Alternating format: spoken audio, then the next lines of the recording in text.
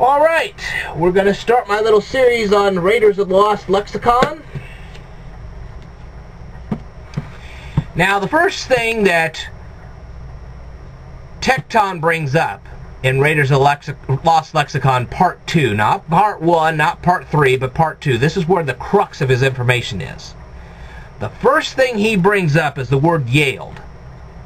Okay? Like he shows any etymology of the word yield. You say, well, wait a minute. I'm Farmer Bob. I've never heard of the word etymology. Well, you haven't been watching my channel very much, apparently. But, okay. You haven't heard of it? Fine. I'll tell you. Etymology is the study of word origins, where the words that you use every day came from. 60% of your language came from Latin, and I have a 1932 Latin reader that will tell you that.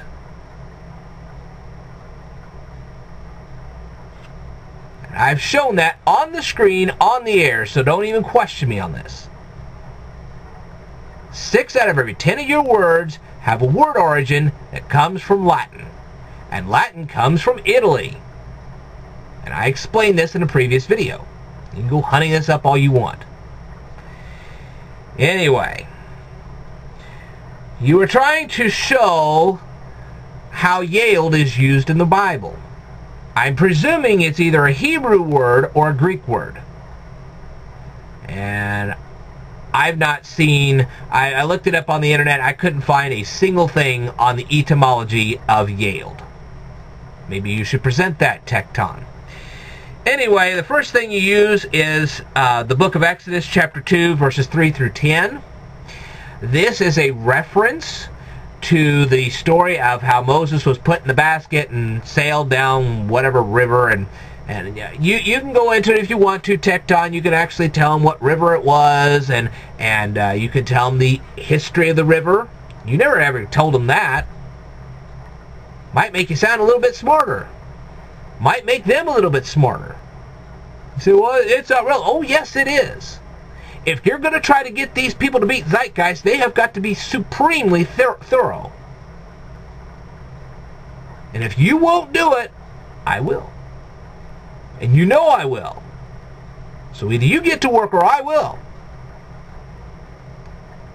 So if you don't want me telling these people what river that Moses was going down in that little basket, what kind of a basket it was, who was surrounding them, so on and so forth, you better do it or I will. And all the more power to me. And if anybody asks me to do it, I'll do it. Okay, so there's reference to child and children, and you're saying that yield is the word they use instead of child or children in those scriptures. Okay, I understand that. Now, then you go on to 1 Kings chapter 12. Let's go to 1 Kings chapter 12. And we're going down here.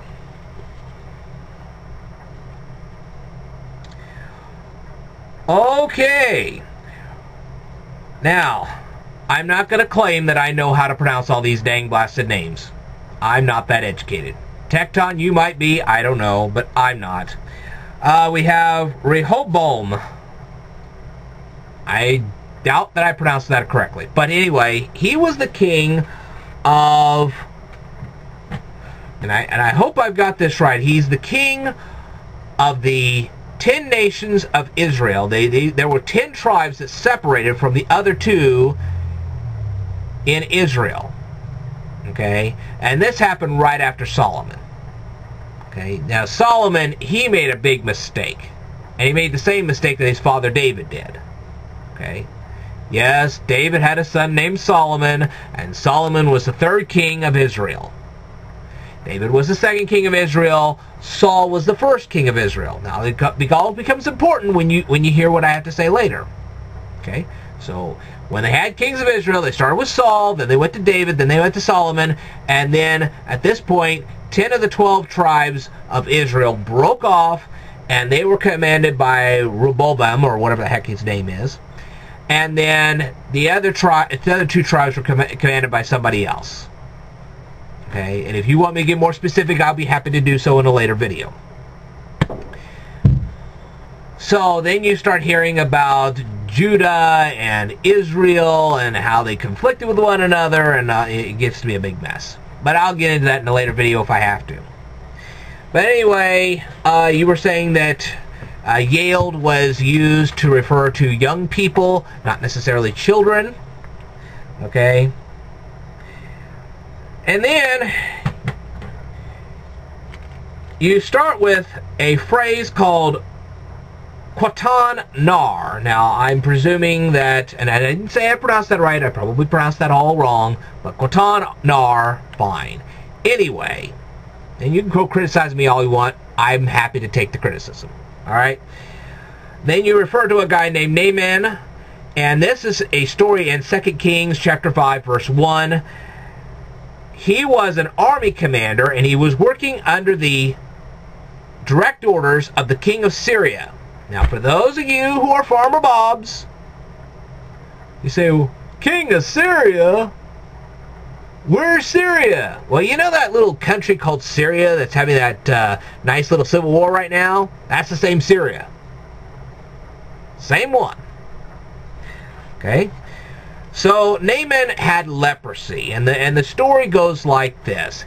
He had this leprosy. The king of Syria gives him a letter. He has Naaman and this Israelite girl go to the kingdom of Judah, and they ask the king of Judah at that time to heal Naaman of his leprosy. Well, of course, this king panics and says, I can't heal this guy. I don't have that kind of authority.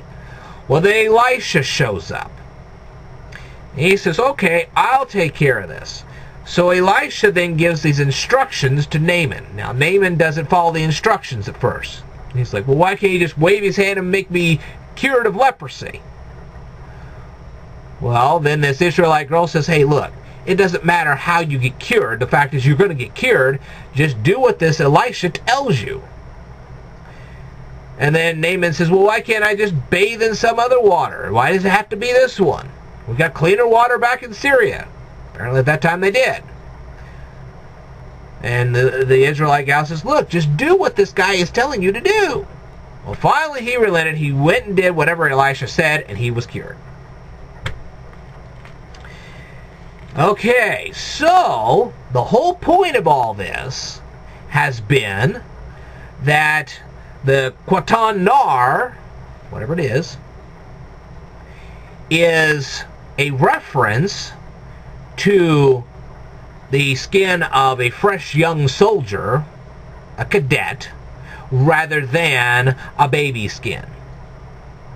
Okay, so everybody thinks it's baby skin. It's really the skin of a fresh cadet. He's just freshly trained in the military. He's probably just gone through boot camp, and he now has this fresh skin. And so this guy went from leper to having the skin of a fresh out of the boot camp cadet. Nice. Pretty dramatic, I can tell you. Then you mentioned the word diatribe. Like any of my Farmer Bob people would know what diatribe is. Okay? This is a forceful verbal attack. Sort of like what Symphonia 7 and Tecton TV went through. And then, of course, I got into the whole dang blasted method. It really got to be a mess. Okay? So that's a diatribe. And then you mentioned something about a female version of the passage. Like to be more clear about all that? You were totally vague on your video. I'd like to have a clarification on that one. Okay. Then you mention 1 Kings chapter 3 verse 7, like any of our Farmer Bobs know that one. Well, this is a reference to King Solomon. Now, King Solomon, he is fresh in his reign of Israel, and he asks God for wisdom because he is having a dream, and he dreams God, and, well, he doesn't really dream God, okay? God gets into Solomon's dream. That would be a better translation, okay? Solomon's having a dream, God gets into it, and then has a conversation with Solomon in this dream.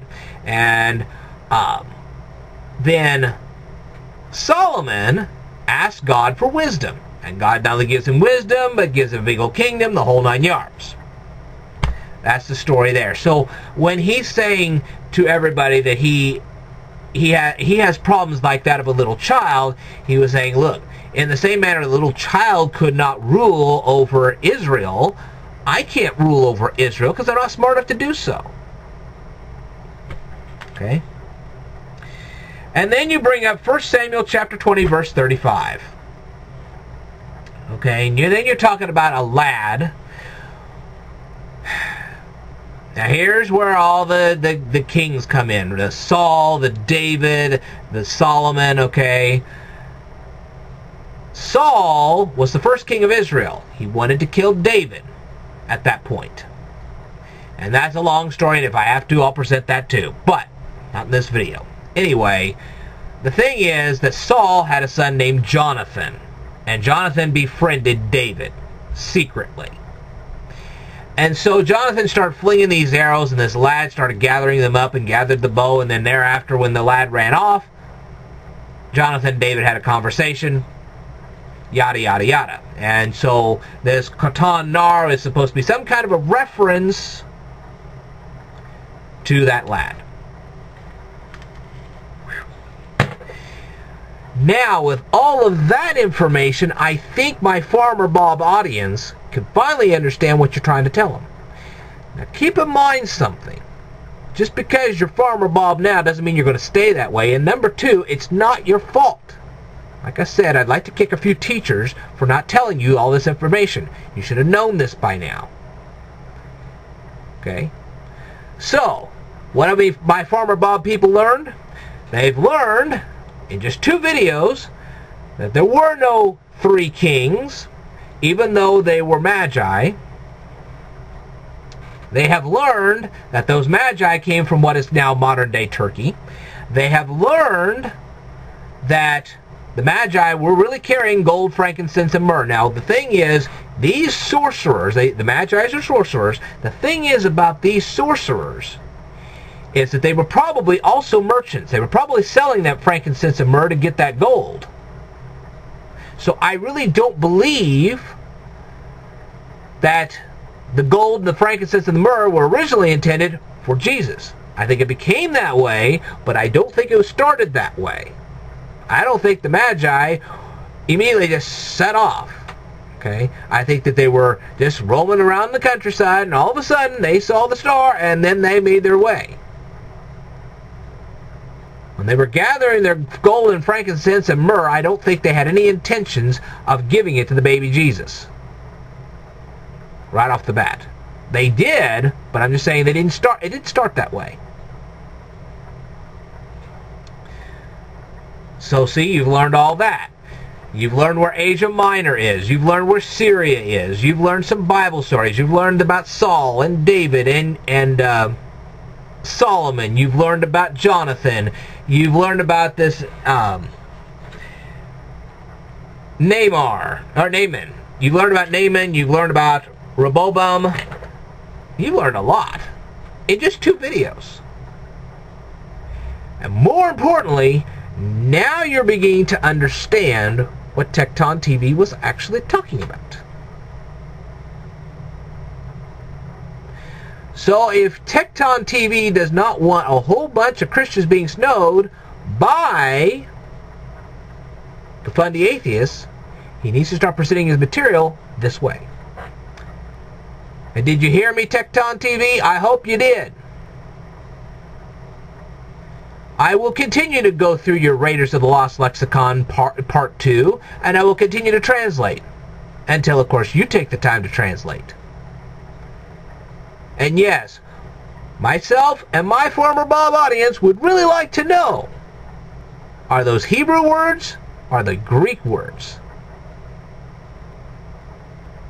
We'd like to know that. And where are you getting your stuff from? We'd like to know that too. Okay, this is Ted the Speed Learner signing off. I will tell you more in a future video. Stay tuned.